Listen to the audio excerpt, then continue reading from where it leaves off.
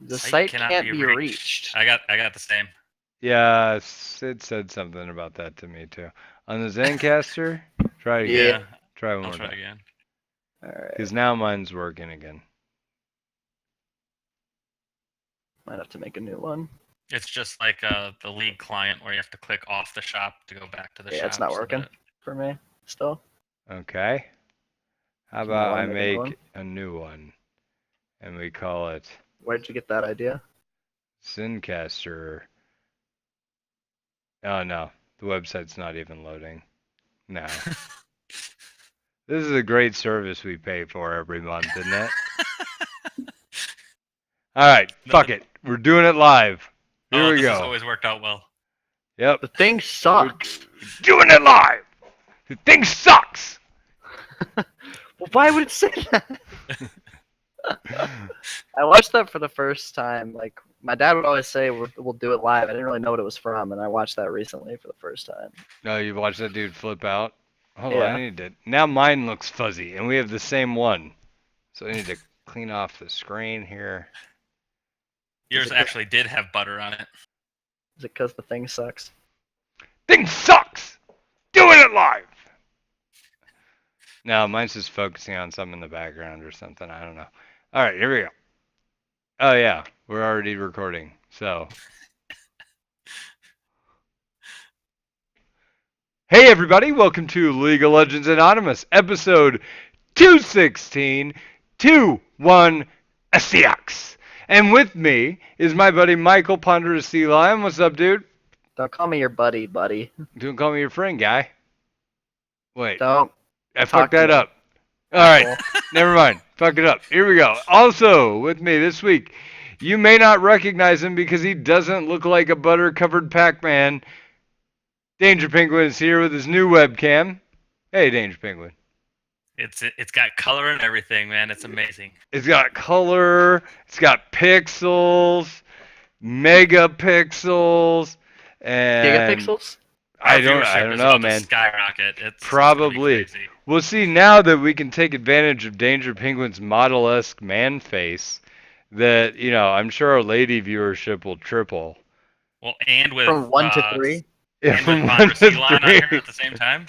Yeah. It's almost unbeatable. Yeah, you just hook them from both ends of the spectrum. Like if you want like a Nordic strongman, you have Danger Penguin. Or if you don't want that at all, then Michael Ponderous Sea Lion.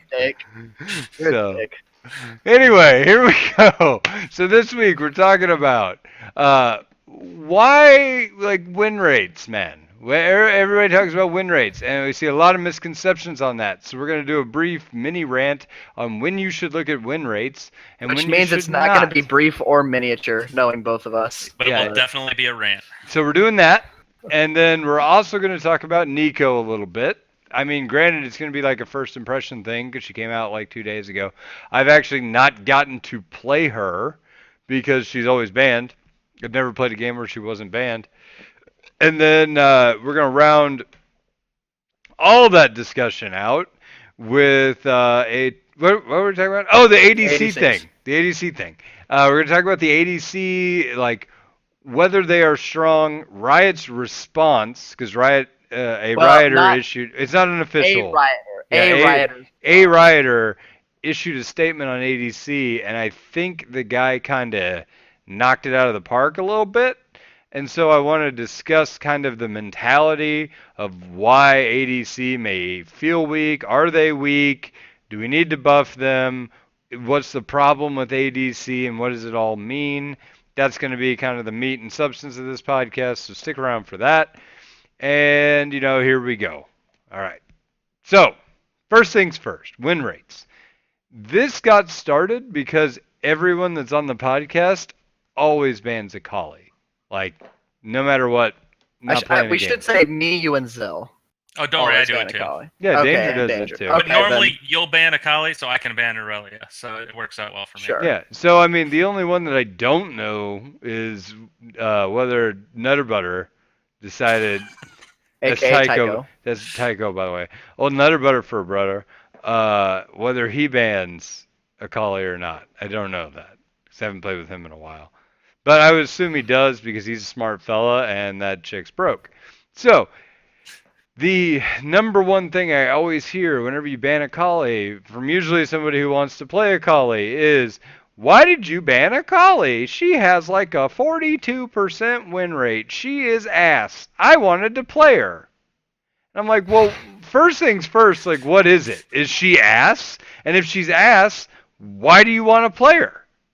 Right? If she is a terrible champion, then don't play her. Right? So that, obviously the logic is kind of self-defeating in that because it doesn't make sense. But, I want to look at the win rate thing because people throw win rate around like it is the factor. There is nothing else. It's just whether a champion is good or not. Right, it's pure win rate. And we can always just look at win rate and we will know. Right? So when are the times that you specifically want to look at win rate when determining a champion's effectiveness? Michael, shoot.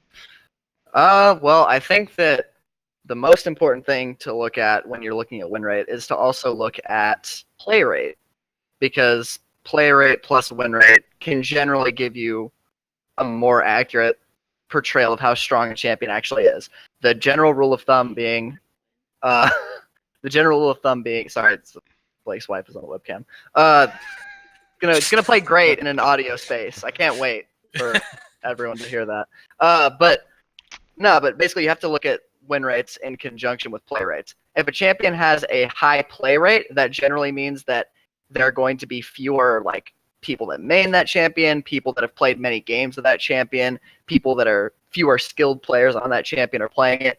So having a high play rate is almost always going to be indicative of a low win rate. Whereas if a champion has like a 1% play rate and 52 or 3% win rate, that might not necessarily be a bad thing. It might just be that the champion's not very popular, so the only people that are playing it are the people that have actually put the time into learning it. Okay, so I want to bounce off that on a springboard. If you go to champion.gg and you look up any champion, it will tell you what their win rate is on average and what their win rate is from 0 to 50 games, 50 to 100 games, 100 to 150, and 150 plus. So, and speaking of that, I'll pull up a Akali right now, unless you already have it pulled up. No, go ahead. I know what the numbers are because I pulled it up yesterday, right? But So yeah, I just pulled up a Akali on here. Her overall win rate average, 41.65%. That is an ass win rate. And that's Platinum Plus being analyzed. But if we look at win percent, or we look at her win percent by games played, at 1 through 50, which is actually, and we were talking about this earlier, 1 through 50 is actually too wide of a bracket. It should be something more like 1 through 10. Because 1 through 10 and then 20 through 35 and then 35 through 50, those are all very different brackets and they're all kind of grouped together in this. But anyways, so basically the mentality is the closer you get to 1, the win rate is going to tank. Yes. Right? And every champion has an abysmal win rate, should have an abysmal win rate when people are playing it for their first time. Okay. And then as you near 50, that's going to spike out because you've developed some expertise on the champion, when kind of better idea of what the limits are, shit like that. So you should always expect the 0 to 50 win rate to be higher than the average win rate because the average win rate is more heavily skewed to 1 to 10 games. Right. And more people have 1 to 10 games played on the champion as well. It's not like it's evenly distributed throughout that statistic. It's not like the same number of people have 1 through 10 as have 11 through 20. It's way more people in the 1 to 10 range because a lot of people are going to try the champion once, they're not going to do well, and then they're going to drop it. Or they're going to play it 3 times, and they're not going to do well, and they're going to drop it. And that tanks the win rate. Yeah. But let's go to the 51 to 100 games played win rate. 56.36%. Okay. That is a 15-point increase over the average win rate of the champion. 15 points. So, insane. Anybody who tells me that Akali is shit, if you play her more than 50 games... More than 30 games, probably. Okay, more than 30, 20. sure. I mean, anything more than a significant amount of games, 56% win rate is considered to be universally busted at pretty much any level. Unless you're Jana for 3 seasons. Well, I mean, that's like Most broken seriously champion though. in history, Jana. There I'll are fight very it. I can't think in recent history of a time when a champion crested 60%.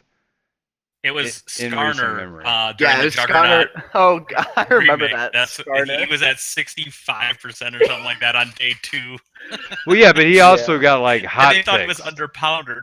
Sure. They thought he was underpowered. Yeah.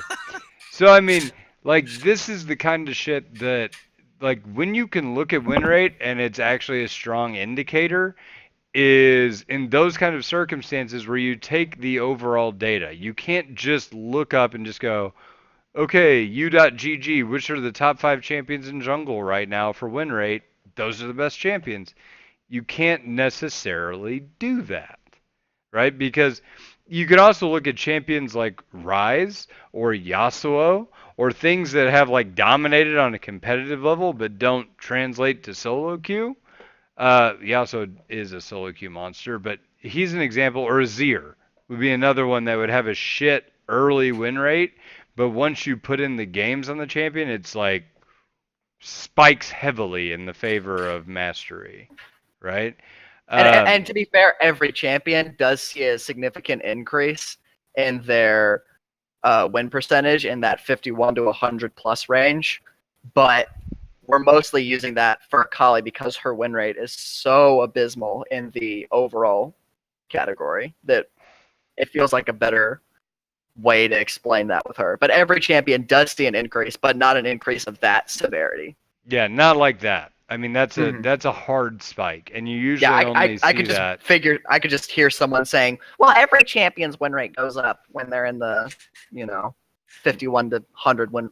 You always hear games played." critics in your head, Ponderous. Yes, And they always have that voice, by the way. I'm psychopath. So yes. Anyway, so just a thought. Win rate does not mean everything, right? The things that win rate means something is when the champion is underplayed or overplayed, and they still being overplayed climb to at or above 50%, right? If a champion Or if the champion's brand new, or if the like champion is okay, so Neeko. Neeko's a perfect example. Neeko, nobody has any expertise on that champion at all. And the fact that her like day 1 win rate is 56% means she's No, it broken. wasn't 56. It was 50. The one that I looked at recently on u.gg was 50.5% win rate over all elos, and I But think it they was a get little bit worried higher if in they have a Dinosaurs. 45% win rate on If the she first had a day, 40 right? If you had a Even that's 45%, dangerous. I think if Well, she had a okay. 45% win rate on day 1, that would actually be good. Like that shows that the Yeah, champions. that's good. That's what you want. You want to hit a 45. No, You you, don't you want want it. You want it a little 50%. bit lower, actually. You want it like, Yeah. I mean, at least with a tricky character like Neeko. I mean, if like Annie were released today and you had a 45% win rate the first day, that would make sense to me because it's a very straightforward kit. But Neeko has a few little, like quirks that is going to make her Right. Well, that's very going to be dominant. a very high mastery, like Exactly. a very So high you would barrier for expect master even champion. lower win rate the first Sure. day. I agree. Right, I agree. right. Well, what I'm Now saying we're is sitting at 50.5%. That's dangerous. yeah, no, Yeah. what I'm saying is you want to be well under 50% because then the champion will grow into their balance because Exactly. you are playing Yes. a champion that you are ass at because you've never played it and you're playing against people who have hundreds of games in on their champions. And if you are at a coin flip chance of victory, then that champion is fucking broken. Because there's no way you should be able to compete at the level with other people who are playing their mains and you're playing the champion for the first time. That should not happen. Right? So Correct. you can look at win rate right now in a microscope with Neeko and say, yeah, she's way too strong. Right? Yes. Because the data is relevant and logically it makes sense. You can't look at Akali and say she's way too weak. Yes. In that same vein, because And Just can't do it. you'd have to look at like champions like Yasuo and other crap like that spike up after 100 games, and if you just look at their overall win rate, you'd be like, yeah, they're not that good, but they are They're very right. good. So just don't take that crap at face value, because I've heard that a lot lately about a lot of different champions, to the tune that I felt the need to address it on the podcast, because any face value analysis is generally bad in League of Legends. Right? Yep. Like, and I've talked about that in the heat of the moment, in coaching, in everything, where somebody goes, "Oh, well, I died here. We shouldn't have done that." Like, "Oh, we shouldn't have gone in there." And they just do face value like, "Snap, that's my analysis," and that is usually wrong. So Unless you have a large body of experience in games where you can do those analyses really quickly like that in your head. Well, sure, but I mean, a lot of players can. Then you're really not doing snap analysis. You're doing data reference. You just have all the data on hand. Sure. So that's a bit of a different deal. But regardless, you guys get my point. I think we've covered it. Mini rant concluded. And let's move on to talk about Neeko, since this is a fairly good transition into Neeko. Michael, you've actually played a game against her, and you have a pretty strong opinion. So why don't you? Oh no, I hate that champion. I knew I would hate that champion when I saw the reveal. I was like, oh, okay, well that's never going to be balanced. Specifically, what are your issues? Like, so I actually laned against Neeko. I didn't just play against it. I laned against it in mid lane as my Jace, and I never got to like actually fight her because my wave was always pushed in. Like her Q at early levels, or maybe it was her E. I don't remember. Whichever one is the wave is not the root, is the wave clear. Blossom, yeah, that's her Q. The Blossom, whichever one that is. It instantly clears caster minions at every phase of the game, regardless of AP. And she had like 100 AP and hit me with 2 abilities and ignite, and it took me down to 150 HP. It did like 1100 damage worth of burst with 100 AP and 2 abilities. And you also can never really engage on her in lane because she has she has LeBlanc passive on demand, which LeBlanc passive is already awful enough to play against, but this champion can just do it whenever she wants.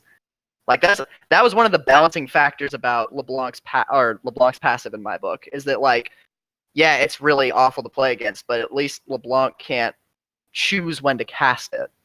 It's just it's whenever she hits the same threshold. It's the same HP threshold every time.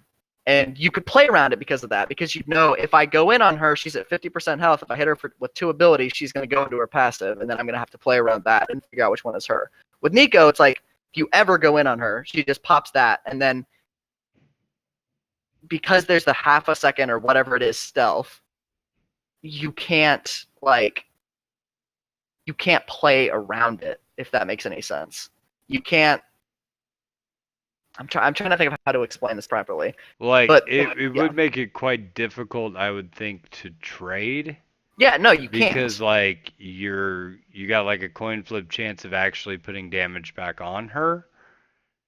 I mean, that especially as a melee champion, it's not going to happen. Like, you're not going to be able to do anything to her because that half a second stealth, it doesn't sound that bad when you just say it out loud as half a second stealth, but it's the half a second stealth plus when she comes out of it, she is also you're going to have to guess which one is the clone additionally. So you have to figure out which one is her instantly, and you have to be ready to know where she's already going to be going. It's just really bad to play against overall. And okay. Well, what about the 3 bounce or whatever, like mini Galio move? What do you think about that? The Q, that's the Blossom. Oh, the Blossom? Like boom, boom, boom. I think it's only 2. It can max of 2 extra blooms, so 3 total. Oh, does it? Is it if it kills a unit or something? If it kills the unit or hits a champion or a large monster, it will bloom again. Gotcha. Okay. I mean that move is like, it is what it is. It's easily balanced. It's a damage move. Damage moves are the easiest things to balance in the game. Like CC duration, shields, like everything else is harder to balance than pure damage moves. It does way too much damage right now, is the problem, because it just instantly clears waves with very little AP. And because she's such a strong roaming champion, the fact that I was getting pushed into turret consistently as Jace was a little bit like, okay, this is too much. because I had no trade opportunities. It's got really solid range. It clears the waves instantly, and it's just super non-interactive to play against. And that doesn't even get started with her turning into other champions, which, by the way, lasts indefinitely until she gets hit. So. Oh, really? They Yeah. don't put any kind of internal timer And you can on it? auto attack with their auto attack range. Yes. With their auto attack range or power? Yep. With their range.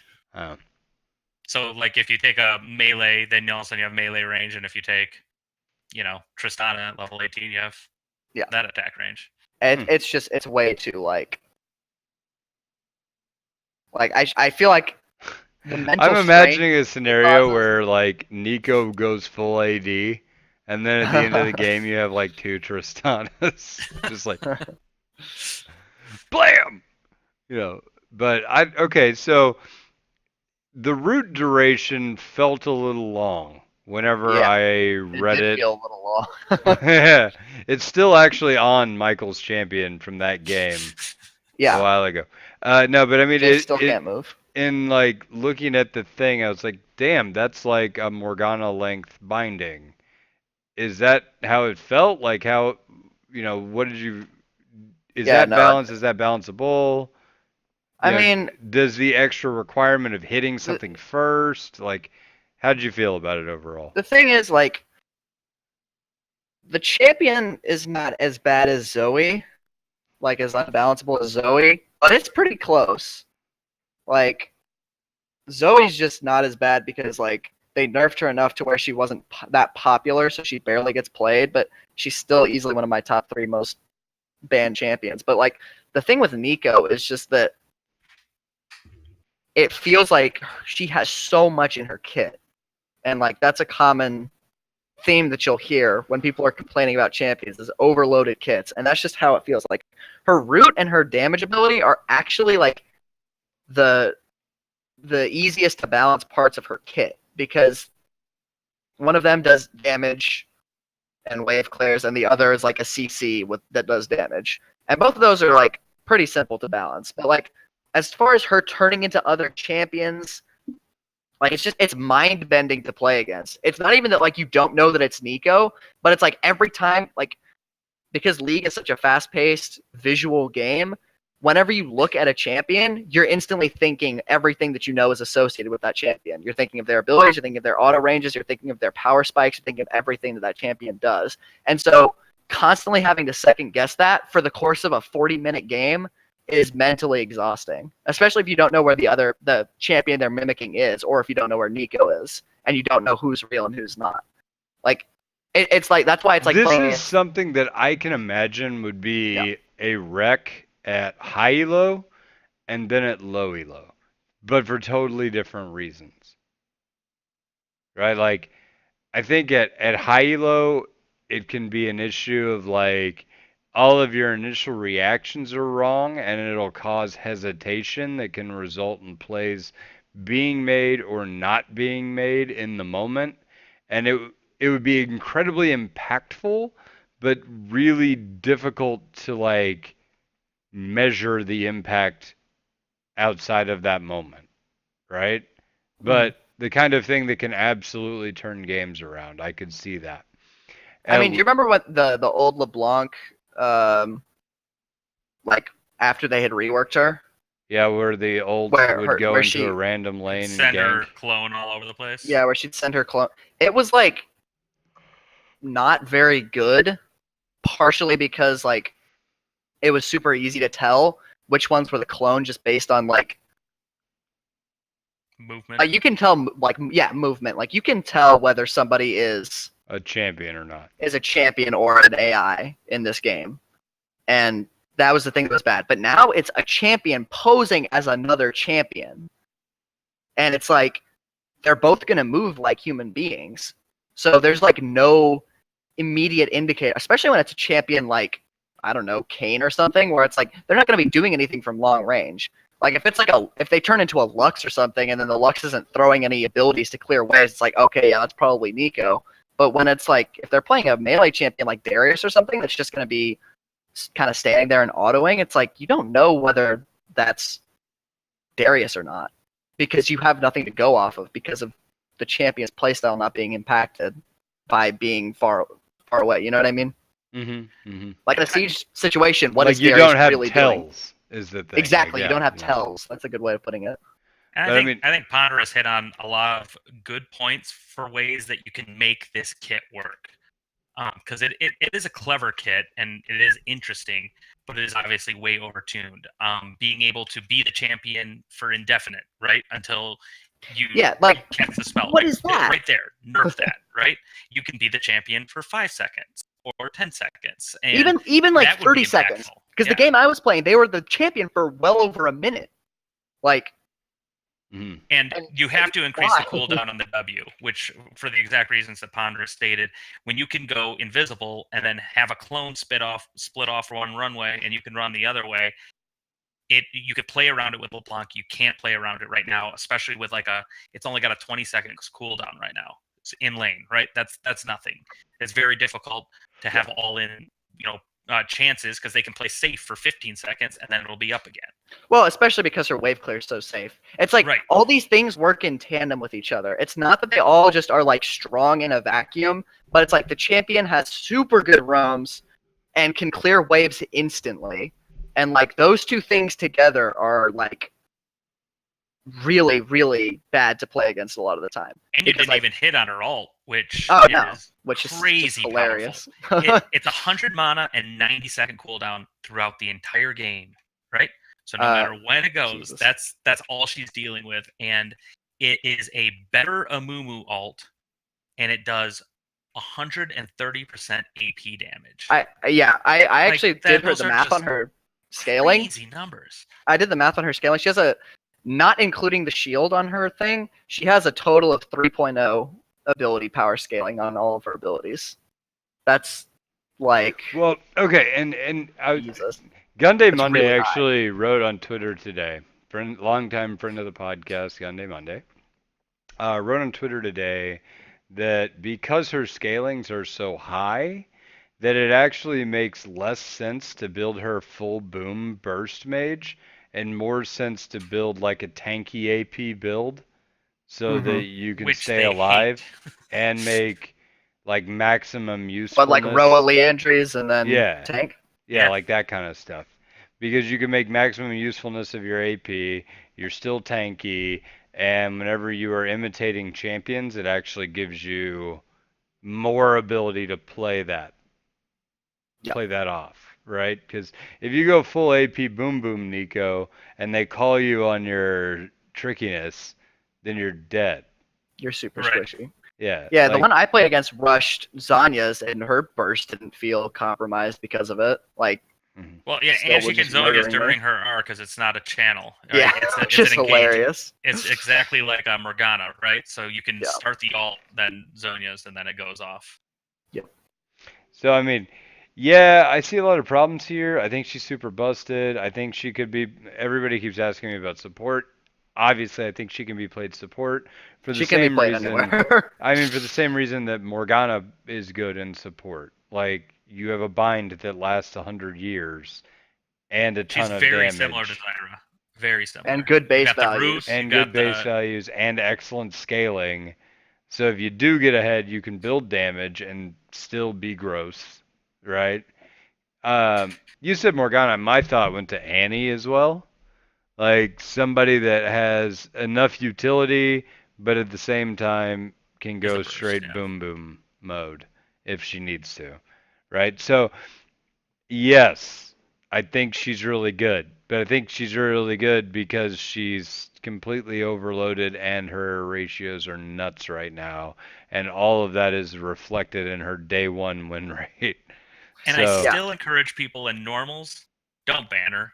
Like, learn how to play against her, learn how to play her, learn how to play with her. It's just not worth it in normals to ban her, in my opinion, because first day, first week, everyone wants to play them. Like, just let them play them. You know, like. Well, I mean, for me, it's I play my requisite one game against it, and I'm done. Really? Like, you're gonna go jump off the Akali train? No, Blake is banning. No, I got Akali. Don't worry about that. At least Akali, I statistically have a good chance of winning against. Like, yeah, because she's a weak ass champion. I'm gonna play her. She's got a terrible win rate. I'm gonna main her now. because her win rate is terrible. So it makes perfect sense. And she has the highest ban rate in the game. Yeah, that's also there. So anyway, Also, okay, real quick, going back to that, if you're trying to play a champion that has a 60% ban rate, fuck you. Go play something else.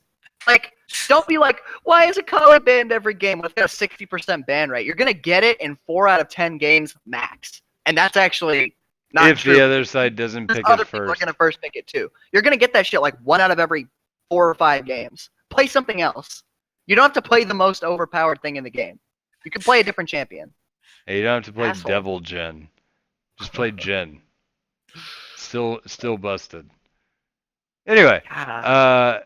so that was a Tekken reference for you guys, if you didn't know. No, I don't I know. was Soul Calibur guy. I played Heihachi. I think I played it was me. Yoshimitsu. Old man power. You would play Yoshimitsu. Dude, I was like- piece of shit. I was like 10 years old. What do you want? I yeah, didn't know any of the I bet combos. you were like 10 years. You would have been. The math checks out. Anyway, okay. It's either that or like you were an Eddie Gordo guy, and it's like I just smashed kick 100 times, and my guy's unbeatable. Tee. I liked King too. By the way, it makes me wonder why, like, having played against Tekken against Eddie Gordo, literally makes me wonder why Brazil hasn't won every war. Anyway, moving on. We've talked about Neeko. Yeah, consensus. She's busted, real strong, probably overloaded kit, definitely too much damage. I think the damage can be fixed. The kit, I'm not so sure. They're going to have to start stripping away things. And Riot typically doesn't like to strip away things because that's what makes the champion unique. So... If she didn't have a shield on her ultimate, would she even really be a unique champion anymore? She's a chameleon. What about her kit says I need a shield? Like, what? So I can burst and kill everyone without dying. Why? Well, Kaisa had to have a shield too. Were chameleons given armor since the last time I looked at the animal kingdom? Did that happen at some point? Do they now have turtle shells on their back, and that's why she needs a shield? Yeah, because they saw a turtle and they're like, that would be useful. The whole point is that you protect yourself with fucking camouflage. That's the whole point of a chameleon. Why would you give her a shield? Well, you Chameleons don't have shields. Well, this all goes back to Jurassic Park, the newest one. If they can buy a dinosaur to be a tank, then Neeko can have a shield. Yep. Just makes sense. Okay, so talking about how dumb Jurassic World was as a movie. Real quick. I got Jurassic World, the first one, and I was like, this movie was actually pretty good. Like, you're running from dinosaurs. Everything's great. You know, we made a new scary, spooky dinosaur. Whoop-de-doo. We fucked up and let it out, and it does everything, so better get Chris Pratt. You know, and I was cool with that. I like Chris Pratt. Throw him in some dinosaurs. Let's see what happens. Good movie, right? Like, not like the best movie ever, but, you know, hey, it was good. It was what you expected, and it wasn't insultingly dumb. Okay, second movie comes around, and I'm like, okay. No, we're watching the movie, and they're like, we have to go back to the island. And I'm like, okay, yeah, you got to go back to the island, right? The animals are going to die or whatever. There's going to be this apocalyptic event on the island. The volcano's going to go off. You got to get those dinosaurs off there because they're creatures and they need protection and we have responsibilities. But of course it's going to go apeshit crazy because they're, you know, man-eating animals that we can't really control, and that's been the point of literally every Jurassic Park movie up to this point. So why the fuck would we ever go back there? Because it's kind of like maybe, you know, God's kind of picking up the slack on this one and just wiping these things out for us. It's like, didn't I throw this away yesterday? Yeah, all right, I'll fix it. Thought I meteored that shit. Let's volcano it this time. What? The humans are saving an apex predator? Okay, well, fine. So like. So yeah, and I was like, okay, well, still interesting idea. You're gonna save them. There's gonna be dinosaur catastrophe going on, and volcanoes, and this is exciting. That part of the movie lasted for like max 20 minutes, and then they're off of the island with a whole bunch of dinosaurs in cages, and I'm like, well, wait, what? Like that was the plot though, wasn't it? Isn't that what you guys were doing? Nope. We're going to do an illegal arms sale with dinosaurs, and we're going to sell them, right? We're going to sell them as weapons of war. Ah! We're crazy. This is the best idea that no one's ever had, except the guy in the first movie who had the idea, and it was so fucking stupid he was eaten by raptors almost immediately. But yeah, totally. Maybe it'll work this time, right? Did it? No, turns out it doesn't. So they have this stupid auction, and they have it in this old man's basement because he's sick and he wouldn't know better. Even though they built an entire underground labyrinth lair type thing. Yeah, no, But he's and like, dinosaur I love my daughter. and That's all it dinosaur storage facility. Like it had He was like thinking ahead. That's This how thing was I the size of a. This thing was like the size of a Walmart. Like this was, and it was underground, underneath no, this mansion. it was like mini Walmarts that all contained dinosaurs in And this- like high tech cages with like. And this old man somehow didn't notice just because he's sick. Yeah, just because he's kind of But ill like, he's and he never stays at shown the as top being of his like house. mentally in like. No, he knows what's incapacitated. going on, so it's not like He he's just doesn't an know that they're Alzheimer's built. He just didn't know that they built that. Like Yeah. he just didn't So, know. but here's the best part. I will skip the rest of the movie for anybody who's interested. There's some dinosaur Which you shouldn't be. shenanigans. It's really a bad movie. Like I watched this movie and I was like, I am. Well, because I watched it first, and then we were chatting while you were watching, and you're like, "Yeah, this is pretty good," and I was like, are you sure?" Well, no, I was enjoying it at first because I was like, dinosaur volcanoes. Okay, cool. And then I that's asked fine, how that's fine. far you were into the movie, and you're like, I've only been watching for like 20 minutes. I was like, It goes down from here, friend. So like, so here's my favorite part. Do you guys know that dinosaur, the one that has like the big Ankylosaurus, I think. Yeah, the one that has the big spiky tail and like the armor, and it looks like It is Ankylosaurus. yeah, it looks That's like a accurate. dinosaur armadillo, Mhm. right? They're selling it at auction, right? And by the way, the prices for these dinosaurs are like pretty fucking low for Yeah, they're buying selling a it for like dinosaur. $4 million. Yeah, it was like for the $4 or $5 genetic million blueprint for of this, like keep in mind, extinct animal. you had to run a massive scale black market invasion of an exploding island to get these dinosaurs over here, right? That Like shit's you had not to cheap. do that. So you had to pay all these guys to probably die, like, and also capture a bunch of dinosaurs while this island's exploding. So the overhead on that, It's highly and skilled then work. then you had to import a whole bunch of dinosaurs to mainland America and sneak them into this guy's basement without anybody noticing, and like house this big black market thing, and like for $4 million, like seems real low. But anyway, they get this dinosaur. It looks like a fucking armadillo, and they're trying to give it a military purpose, and it's fucking laughable. Because they're like, oh yeah, it could be a tank. You're gonna buy this tank dinosaur because it's so it's defensive. And I'm like, what's it defensive against? Other dinosaurs? Because it would lose to an actual tank. One shot from an actual fucking tank kills this dinosaur. What are you going to use it for? What are you going to put people in the dinosaur and move them around the battlefield? This is the stupidest plan. It is a fucking herbivore. It eats plants. It's not even scary. It is evolved to be a defensive creature against other fucking dinosaurs. You fucking idiot drug dealer! What are you gonna do with this thing? A drug dealer bought it, by the way. Just rant pause. A drug dealer bought it. I don't know what they're gonna do with it because it's not like you can smuggle cocaine in it. Like the world's biggest condoms are shoved gonna up check this it. dinosaur. But they're like, I don't know, man. That dinosaur looks pretty thick. Better leave it alone and let it pass through. It's just eating plants anyway. It's probably not high or full of contraband, you know. And even if we wanted to, we don't have a large gun to put it down with because, you know, it's no threat to us, but we could shoot it because it's a defensive dinosaur. And then, like, all the other stupider part of it is, like, people are buying raptors with the idea that they could somehow train an apex predator, release it on the battlefield, and it won't like turn around and just eat the face of the guy who's closest to it that just released it, right? Or that, it wouldn't just indiscriminately kill every human being after, or that you couldn't just shoot it, like a machine gun turret, just one. Like, if we had raptors, like, on Normandy, do you think that wouldn't... You think that would have turned out any fucking different? They would have just shot the raptors. And you just blew $5 million for nothing.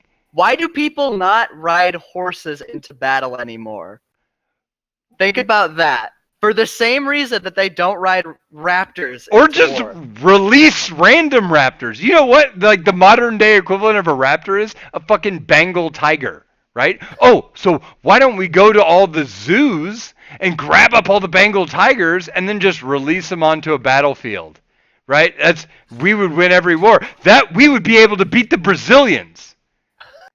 Like that would work because Bengal tiger beats dance fighting. And if we were at that level of war, this is a brilliant movie. But anyway. I mean, that's what I was saying. Like the better twist on Jurassic World would have been like if they were wizards that brought back dinosaurs from the dead or something. Like I thought that would actually be pretty cool. It actually would make sense if you were fighting like Native Americans or like Braveheart, right? Or like Braveheart with dinosaurs? Hell yeah, you'd be awesome. If you had dinosaurs in Braveheart, although once you release them, they win. I mean, against you too.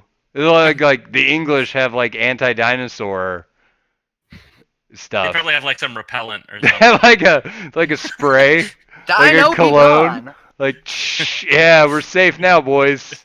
They really hate dinos. They really hate peppers, and that's what did it. They won't eat you. It's like you train a kid not to suck their thumb by putting like hot pepper on. They won't maul you very hard if you have this disgusting tasting pepper. They'll be gentle. But you know who doesn't have the pepper? The Scots. So they're fucked. Poor Scots. Oh, and we also have this tank dinosaur we're going to ride in on as soon as we can figure out how to do that. Put a saddle on it, man. No, you can't because that's what its tank... That's the tanky part. You'd have to like have the size of a dog. Like, isn't its brain the size of a golden retriever? Its brain is like the size of like a pea or something. It's very, very small. So you'd have to figure out how to ride on the underside because the top part's the armor part. If you rode on top, it's literally no different than riding on a horse, right? Like, it wouldn't be any different. You don't get armor by being on top of it. Protect you. Oh, is that what the idea is? Obviously. Oh, well, then I take it all back. Clearly I didn't think this through. I should totally dump $4 or $5 million on that. So anyway, stupidest fucking movie in the world, but I don't remember how we got on this topic. No, so let's just catapult into the last thing we were talking about, and that's ADCs, who also could kill a dinosaur, by the way. So in the last few weeks, they have been ripping on Reddit. Like, ADCs suck. Oh my god, they're so weak. They're terrible. It's like not fair how bad ADCs are right now. ADCs in 2018, Riot, help. And like even Hushinshin thinks ADCs are bad, etc. Right? So while that has been going on, and why don't you guys link the post? Because what we're talking about today, and I want to find it. Yeah, I want to pull it up so I can read it verbatim because I think the language is really important. Is a writer? Oh, found it already. Well, I guess I'll just go for myself. Yep. So a writer whose name is, I guess, Greater Beluga Whale. I don't know. This guy, he's a writer. He writes out that this is just his opinion. So this is not an official like Riot statement on Marksman, but I think he covers a lot of good points. So I want to touch on the topic. If everyone at Riot was as smart as this guy, the game would be in a better spot right now. I'd agree with that. I would agree with that. So like I actually have like a pretty anti-Riot balance opinion for the most part. Like I kind of like the company in general, but the balance team, I don't know it seems like they don't get it. This guy kind of gets it, so I wanted to touch on it because I've got a rider that I think has done something good. So he's probably not on the balance team then. Right. Well, yeah, this guy's in the art department. Yeah, he's in the art department. So I mean, here's the kicker is that he said, I'm going to heavy caveat this with this is just my opinion. Marksmen are systemically overpowered. That's going to be true of a role that is functionally mandatory to the game. Yes, there are some cheese counters, but they are seen as cheese. If they were actually accepted counters to them, we would see pros adapt rather than literally bench themselves and wait until we make their role OP again. Looking at you, Reckless. There's also a pretty good reason why we keep them overpowered. They create a very understandable game flow for all players with inevitability. They will win the game if they are not dealt with eventually. That being said, marksmen have low agency. Now, I want to take a break here. We throw around the term agency a lot, and he is about to misdefine agency. So I almost want to come up with a different word to read in the place of it so his argument makes more sense. But what if we say independence instead? Okay, I mean, so here's how I view agency, just so because it differs of how he views, right? I view agency as your ability to act like your freedom to act, right? With your champion's versatility to act differently should the situation call for it. Okay, so you have the ability to make choices and the flexibility of champion or role to change those choices should they need to be changed. So when you say agency, you're talking about the control you have. Look, so for example, whenever I talk about agency I used to say, okay, I could build a sight stone if I got 800 gold. Like I used to be able to do that. Now I have less agency because I must complete a quest to get a sight stone. So even if I wanted or needed that vision earlier, I no longer have the choice to spend gold to do that. So my agency has gone down. Does that make sense? Yeah, you've lost control, right? Yeah, I've lost some form of control in the way in which I would play. My choices get limited, my playstyle shrinks because choices have been removed. And generally speaking, low agency is bad for gameplay because I don't have as many options as I once had to do things, right? That being said, there are good changes that made low agency a good thing from time to time. So like, for example, in the support role, them limiting the amount of wards that anybody can put on the map at any given time shifted the ward burden from me to the team. But it also meant that the support can no longer buy 20 wards if they feel that that's what's needed on the team. Right. So I lost agency, but in a way that actually made my role more rewarding to play. Yes. Does that make sense? So I'm not always saying that loss of agency is bad. What I'm saying is that too much loss of agency is bad. Yes. Right? And, like, here's another one. The boots in the resolve tree. Or not in the resolve tree, the inspiration tree. Yeah, that one. The boots in the inspiration tree. I hardly ever take them. Because if I want boots earlier than that, I can't buy them.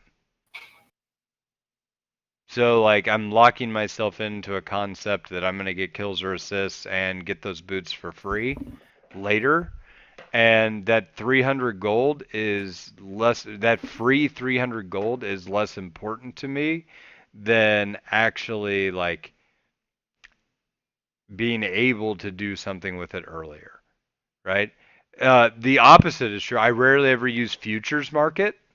The futures market is a perfect example of good agency that I choose not to use. Right? With futures market, I can choose to go into debt to buy items early, give myself an earlier power spike if I want it. And I think it's fairly balanced. I would just rather have other things than to buy that, right? But I could choose to open the door of agency and make different or better niche decisions in the moment. Right? Yep. Okay. So that's how I would define agency. I think that's the actual definition of agency. They say something different, so I need to come up with a different word. But he says agency, he said, that said, marksmen have low agency. Agency is a measure of how impactful their actions are at determining their success. That's not agency, right? I don't know what that is, but that's not agency, right? So that would, I guess, be like uh, reliability on abilities, or effectiveness, I guess would be a better word, right? But Yeah, I'd say it's effectiveness is what he's describing as effectiveness, like control over your effectiveness, right? He's saying you can actively change how you're going to be effective, and he's saying that ADCs don't have that option as much. Independently affect your. Yeah, that's what I was saying. Like independence is kind of a good word because AD carries are a very team-dependent role, whereas if you're playing like Irelia, that's a very independent champion where you can make things happen by yourself. But with an ADC, that's going to be a lot less likely to happen. You're always dependent on the support to start, and then you're dependent on your team to protect you once you get big, and Yep. You don't have that same level of autonomous, Okay. Yep. So to that, I guess agency and choice is pulled into this, but the way in which he defines it is wrong, right? Because like you don't have the freedom to just run around the fucking map, right? So you have limited agency in the way in which you can travel, how you enter into team fights, target selection. All of these things are limiters on a marksman's agency, right? Mm-hmm. But that's not really how he's defining it. So I would really just like to skip that bit of it, and then I'll go back to, because I think he actually pulls back in and kind of uses the concept right, but his definition is fucked. But anyway, he strongly suspects this is what marksmen are complaining about. They got a weird conception that they're supposed to be carries, ADC lol. He put that in brackets, by the way. I'm reading the quote. That wasn't me. That's literally the opposite of what they are. The more reliable your output is, repeatable, ranged, unmissable damage per second, the less agency you can have. Really, you view every ability as a way to buy agency. And the more unreliable, missable, dodgeable, high cost, difficult to budget, or difficult to position, long cooldown your ability is, the more agency it can buy. And since marksmen put the majority of their power budget in a very reliable auto attack, they can buy the least agency. Imagine how miserable a fight would be if marksmen had the most agency. You can't outplay an auto attack. Anything you tried to do to stop this, the marksman would negate because they have higher agency. Every other role must have agency over them, or they reliably lose because marksmen are reliable. So as long as their auto attacks consume the majority of their power budget, they are functionally very powerful cannon minions, not carries. Carries are the players who do something proactive that wins the game. Definitionally, something that requires high agency. Malphite ulted 5 people. This is his, remember. This is made worse by how well marksmen scale with gold, which just means they need to be weak early game. Since games snowball and players tilt and get mad at teammates, mistakes can easily compound to functional defeat before they get enough gold. This effect is generally sharper the further away from coordinated professional play you get. I would go as far as to say that a significant amount of our players should probably not even be playing marksmen at their MMR, since their teammates simply can't play around them well enough. They and their teammates. Yeah, since they and their teammates can't play around them well enough. Okay, so I want to break this down a little bit, because there's a lot here that I think is really topic and worthy of a discussion, right? Yep. So, background. Ponderous has decided that he's going to play some ADC lately, right? We've been duoing in the bot lane, and, I've been kind of teaching him how to do that and like when to go in and when not, and he's kind of tested some limits. And in like how many games, Andres? Like 20. I don't know. yeah, I was gonna say like 15, but in Yeah. about 15 to 20 games, he's already playing ADC at a diamond level, right? Probably higher than diamond 5 for sure. Yeah, because there is no Because it Diamond doesn't 5. exist. Oh yeah, Oh! diamond 4. Ah! So probably Three. higher, probably higher than that, and that being said, like in games that I play ADC with him, and this is not a man who like absolutely knows what he's doing ADC. I know what I'm doing mechanically, but Right, like I'm not a amazing ADC player per se. right. So that being said, he tops the damage chart like every time he plays ADC reliably, right? That should not happen if the role is truly weak, because you've got somebody who, yeah, has good mechanics, but is not an ADC player topping the damage charts in a game with people of similar skill. Yeah. If ADCs were truly weak, you would expect miserable performances, maybe one breakout every now and then, but he shouldn't be having a good time. Definitely shouldn't be topping the damage chart, right? I mean, that's just logic. Yeah. Okay. In the same way that somebody who like just picks up a collie should probably fail. Yeah. Because ADCs, like, even when you're looking like at classes of champions, and I'm going based off of like the Riot designated like fighter, marksman, which fighter is really bruiser, but whatever. Like bruiser, marksman, support, tank, mage, assassin. Those are the 6 main categories. When you go off of those, 2 champions in the assassin clump could play radically differently. Like Talon and Nidalee are both considered assassins, but their play styles are wildly different. Like they're nothing like each other, really, in the way that they play. They both try to make picks on caught out enemy champions. That's like the only real similarity between them. They play nothing like each other. Whereas with ADC, pretty much every AD carry, with some variation, has the same basic gameplay loop. Whereas it's try to get a few items and then put out as much damage in team fights as you can. I watched this. There's this guy named Fusion Saber, and which cool name by the way. But he's like a challenger 80 carry main for the past like I don't know 6 seasons or something. He's really good, but I was watching his guide to playing ADC. I think it was for team fighting as ADCs because I wanted to learn more about that. And he basically boiled down play ADC in a team fight scenario to 2 rules, which are hit the closest person and account for everything that can kill you. And what he meant by that is like if you look, you have to think of the enemy champions in a dynamic way before the fight starts, and think of everything they have that can CC you and thereby kill you, because you die to CC as an AD carry, like no other role. No other role is as susceptible to CC as you are.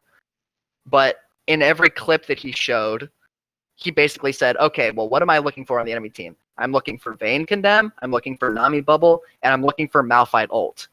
Those are the things that can kill me in a team fight. If I avoid all of those things, I will win the team fight. And every time he said it, and it came true, just like he said, because the role is like the game is designed around the role being able to win the game like that. Like if it was as bad as people think it is, then that just wouldn't be the case, you know? Right. No, I would agree with that.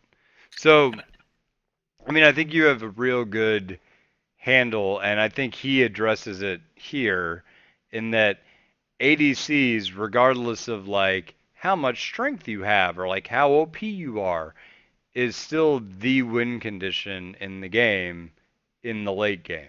Because well, yes, let's say this: 6-item AD carries do not feel. I don't think anyone's arguing that 6-item AD carries feel weak, as far as I can tell. Like the issue is not, to my knowledge, currently is not, or the perceived issue is not I feel like I'm weak as an AD carry late game when I'm playing a role that's meant to be strong late game. I have not seen that argument. The main argument that I see is like ADC early game itemization feels bad. It feels like the games are over before we're really able to come online, that sort of thing, which is why it's potentially better in a lot of situations to play stuff like Karthus bot lane, because Karthus is effective with fewer items than an AD carry will be on average. Well, and that also fed into the whole Dark Harvest thing that he was so synergistic with that. But I think now that Dark Harvest is in a more reasonable state, you'll probably see Karthus fade from existence. I mean, I still think he's really good, but... Well, I think Karthus is fine. I just think it was like that's particularly effective because of Dark Harvest. Agreed. But well, I think anyway. Ponderous hit on a point with the ADCs is you don't have a lot of options early game for choosing what you buy, right? Yeah. You have Stormrazor, which is an item that was very poorly built and a must, right? It built it like, oh, now you have another choice. You don't have a choice. You build it, and no one likes the item. It's a stupid item, right? But you need to have it. But you have to have it. It's got to be bought. I think itemization is the best build path, and it's just something you have to buy. But the itemization is very weak for ADCs, which is very why. Linear. Yeah, and that's the thing. You don't have a choice then, right? Okay, yeah, I buy this, and I buy this. Like you're not being dynamic with your choices. You feel pigeonholed, and no one likes to do that. And the game is wide open as League of Legends. I like to be able to mix up my builds. To be fair, when ADCs were bitching, there used to be like season 3, you would go the sustain build route, you go the crit build route, or you go whatever. There's always been like 3 and only 3 build routes for ADCs. Let me jump in real quick because I want to say something about how itemization works in League of Legends. Basically, the thing that makes ADCs feel weak is actually what has made them strong forever. Because if you look at every other, like let's look at defensive items versus offensive items. The thing that's interesting about defensive items is that they get less effective the more of them you have. So, like, the difference between 100 armor and 200 armor, like, in terms of, like, the effect that it's going to have on your survivability, is much more damage reduction.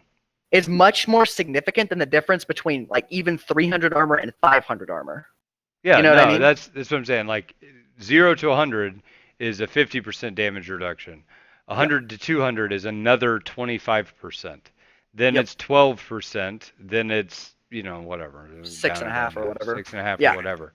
So yes, it actually like is a parabola that goes down into ineffectiveness. And that's with defensive items. Right. Now, offensive items and crit items in particular are the exact opposite. AP items are kind of weird because there's sort of that effect with Rabadons because having more AP obviously makes Rabadons give you more AP, so there's sort of that effect, but really we're focusing, when we say offensive items, I'm focusing on crit.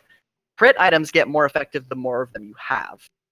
Because whenever you have, say that you've got 100 AD and 20% crit, well, when you get 200 AD, that's not just boosting your damage by double or whatever. Like if you go from 100 AD to, or let's say 50% crit for easier math.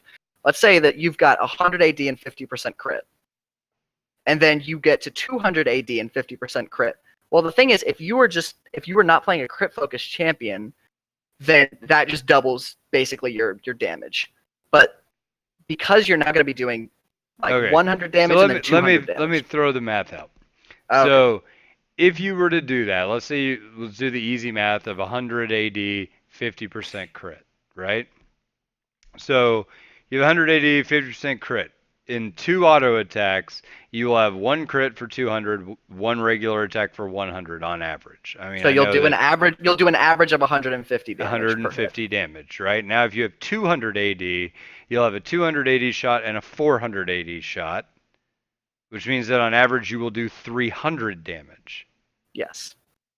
Right. So you actually, you're gaining 150 damage per. You're gaining an extra, on average, 75 damage per 2 auto attacks. Whereas with the other one, it was with the crit chance at 100 AD, you were gaining an average of what, 50 50. What would the 50. math be? It'd be you go up to No. 150 because it'd be 100 and Yeah. 200 averaged by 2, 150. Yeah. But then So- you're gaining an average of 50 damage per hit. But then when you've got the 200 AD, you're getting an average of 75 damage per hit.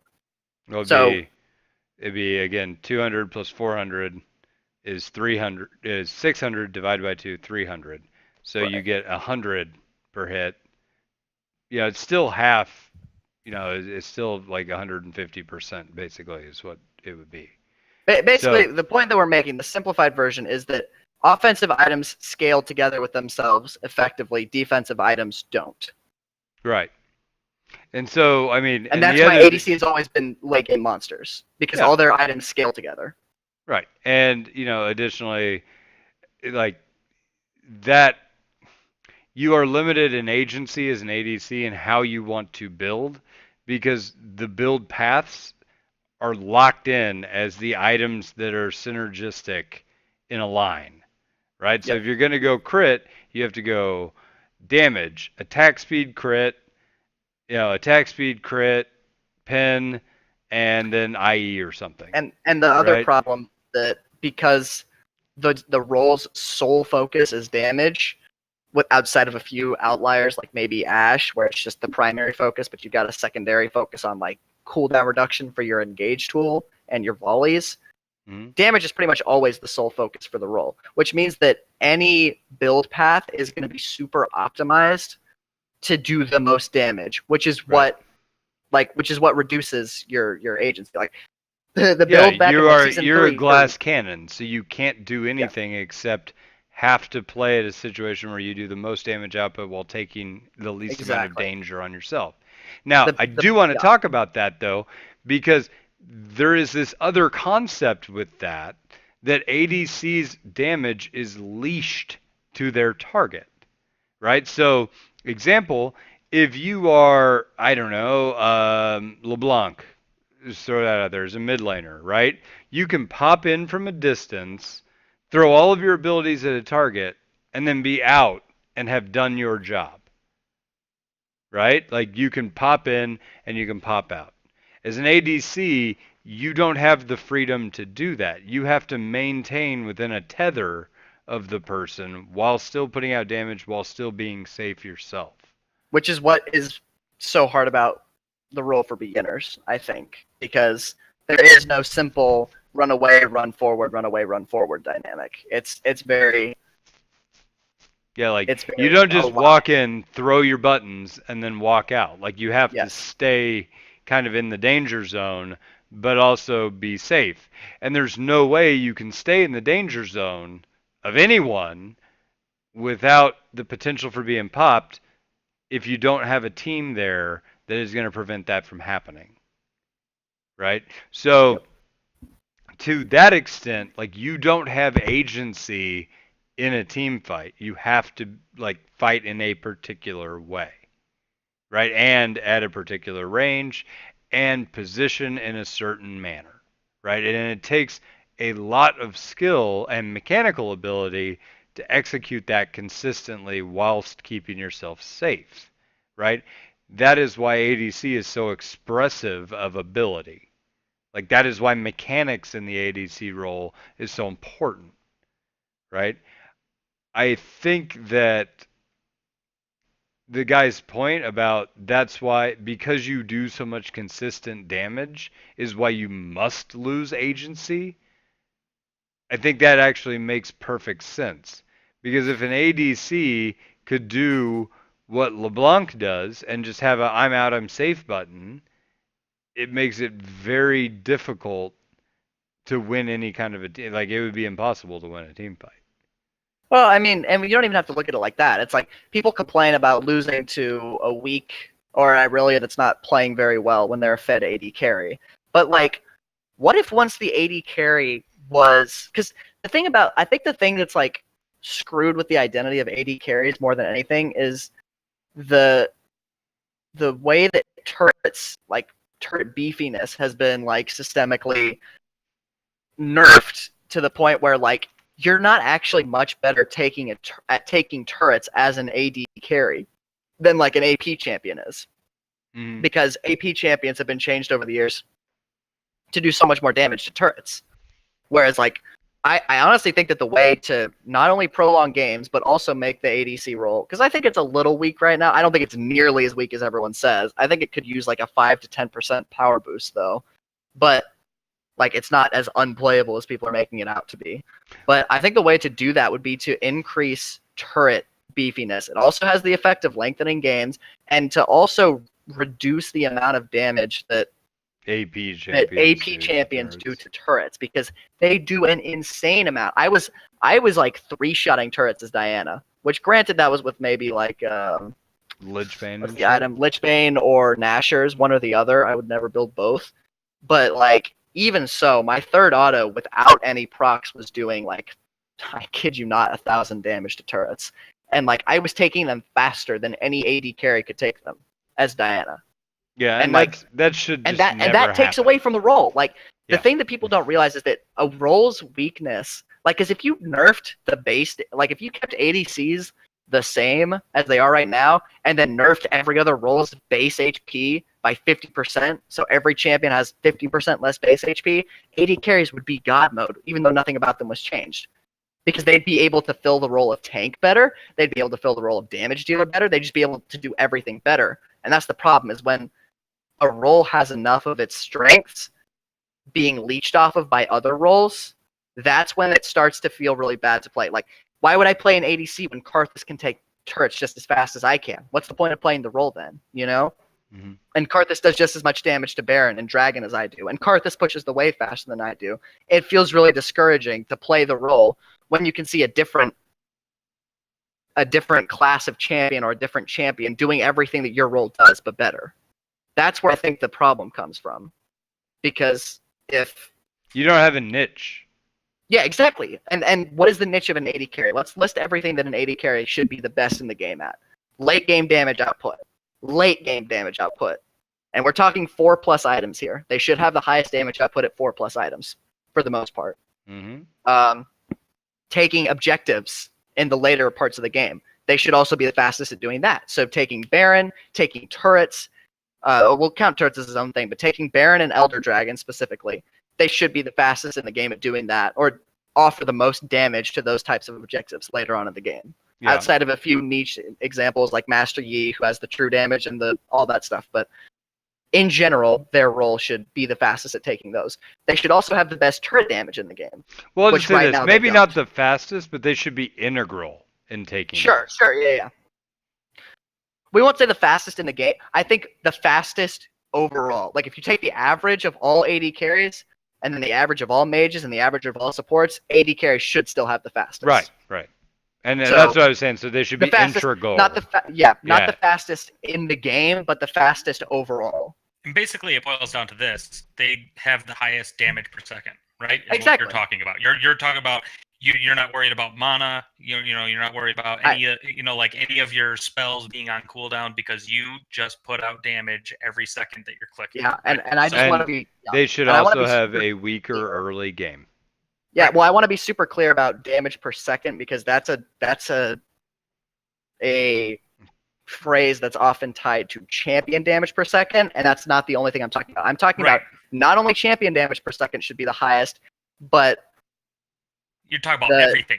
But the damage per second too. Yeah, because the problem is, like, I honestly think one of the biggest reasons that AD carries are overlooked right now is because they're not needed to take turrets. That's what's causing, I think, the biggest sort of what's the word? Crisis of identity, I guess, around AD carries right now, is because they are so unnecessary for taking turrets, which was like kind of their thing. Like, it used to be like in season 3 and 4, if you didn't have an AD carry, you were not going to have a good time trying to take turrets in the late game. Like, that was going to be super hard for you to do. Like, you could push the waves in with all your AP champions, but you're not going to do enough damage to the turret to ever knock it down. And that was the issue a lot of the time. Right. But now that AP champions do so much damage, and the games are an overall shorter duration because of because you can smash because of turrets the weakness so of turrets, easy. exactly. Yeah. So it's like they are not actually required for those reasons. Yeah. So I mean, I think you have a good handle on it. I think the agency thing is actually important of what they're talking about and like Yeah. how gold scaling compounds it. So it feels bad to play an ADC early because we can't let you run away with the early game if you're going to scale Yeah. into this monster. So if I you're mean, reliant on someone else in the early game and you because need to get to a power point in order to feel strong, and you can't just go do that on your own at any point in the game, that's Mhm. why ADCs feel bad. However, if you are good at those things, ADC is not a weak role. Like it has never been a weak role. And I agree with this guy. I don't know that systemically overpowered is correct. I will say, like, aside from when they ruined ADCs midway through last season, right? Yeah. That I don't think there's ever been a time where I was like, oh, it doesn't matter if the ADC is shit. We And win this sometimes we're game worse anyway. than others. Like in season 2, I want to say it was season 2. That was when Nunu support in the old Nunu kit, obviously not the new one. Nunu support was a thing purely because of Blood Boil, because Blood Boil would increase attack speed on your AD carry, and AD carries were so important in season 2 that if you didn't like, people were running Nunu basically as like a Blood Boil bot, Right. and just like I'm impressed, Ponderous, because I don't remember that much from when I was 9, but you have that down. 13, dude, 13, not that far off, but but yeah, like that, and that was because the role was like that was the AD carry season. That was like back in the day when he used to play Yoshimitsu. At Cece's Pizza. You went Yeah. from Yoshimitsu to Master Yi. Yeah, You were like a weeb of a kid, straightforward. weren't you? I Well, like I- guys I- with big swords. Man, come on, dude. I didn't even play Yi for the first like 2 years that I played this game though. Until I realized that there's a champion with a big sword that kind of looked like a samurai. Spun around a bunch. I forgot he does do the spin. Yeah, he does. Yeah, he does. I think Anyway, that's what I liked about him. Probably. like, I think I liked his little spin, but so. Yeah, all right. anyways. Anywho, and actually, his like meditate stance of like this is very similar to like Yeah, no. Now that I Yoshimitsu's think back stance to it, I'm like, actually entirely. I think that Master Yi might have been a ripoff of Yoshimitsu. Yeah, like yeah. Now that I think, I never put that together until right now, but yeah, it's pretty close. It totally is. Weird. So, okay. Anyway, I guess we'll wrap it up with that. But the general consensus here is that ADCs are For not us. weak. Yeah. Yeah, for us. Keep in mind, this is an unpopular opinion. Everybody hates the state of ADCs, but like, as a support player, they have given me a job. Oh, but can we actually touch on one more thing? Sure. Another thing the writer said was that at certain lower levels of play, it's his opinion that it might be worth it for you to not even play ADC because the role is very difficult for both you and your teammates to play around. I actually agree with that. Which I actually agree with, yeah. And that's why cheese works lower elo, right? Okay, I could take Pantheon ADC because I can just stomp someone with my stun and my Q that hits every time. So Yeah. like that's Well, why okay, so cheese works at those levels because if it's no harder one to- protects their glass cannon, and they don't, like Right. they don't. If no one protects their glass cannon, then anybody who can burst an ADC to death in any shape is better than an ADC. right. Yes. Right? Like that's just, you could play Fizz, it doesn't matter. You play Fizz bot, doesn't matter. If you hit the ADC with the fish, he's dead. Yep. And then in every team fight, you just make it your objective to murder that son of a bitch, and then your team you win. Right? So I could see that, and the other thing is it's far easier to play any one of those champions than it is to play ADC. So like in low elo, I can absolutely agree with what he is saying here, that the difficulty of ADC, the lack of teamwork and togetherness, and then I was talking to Ponderous about this earlier today. I think ADCs actually have the most valid right to complain that their team is shit in low elo. Like everybody in low elo is, I'd be better if my team is shit. ADCs actually have the best right to complain. but that does Most of them are not. shit. Yeah, most of them aren't.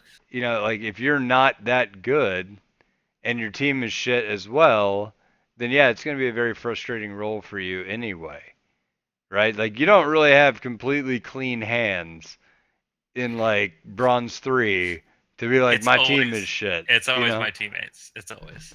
So like I said, I could drop somebody who has fantastic mechanics into Bronze 3 and they would climb out. Yep. So while I say that they have the most right to make that bad argument, it is like still a bad argument. You know what I mean? Like it still doesn't carry a lot of weight.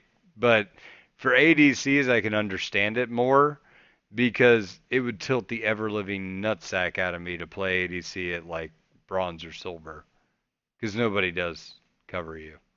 You either have to play like a complete bitch. Yeah, no, I don't play. For the record, I only play AD carry when I know that Blake is going to be my support. I'm not playing that shit in solo queue. I don't want to. Yeah. Well, I mean, to a certain degree, support can be absolutely maddening too for the exact same reason. Well, it's like it's funny because supports and ADCs kind of exist on the opposite end of the spectrum, whereas support has like also in their own way very little agency in terms of individual ability to win the game. Right.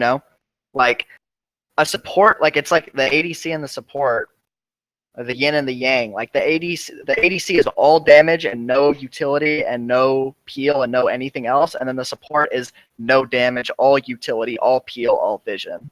Right. And they both need each other to be able to succeed in most cases. And the ADC is all resources, and the support is no resources. Exactly. But they play like weirdly, like their dynamic is weirdly similar in the late game.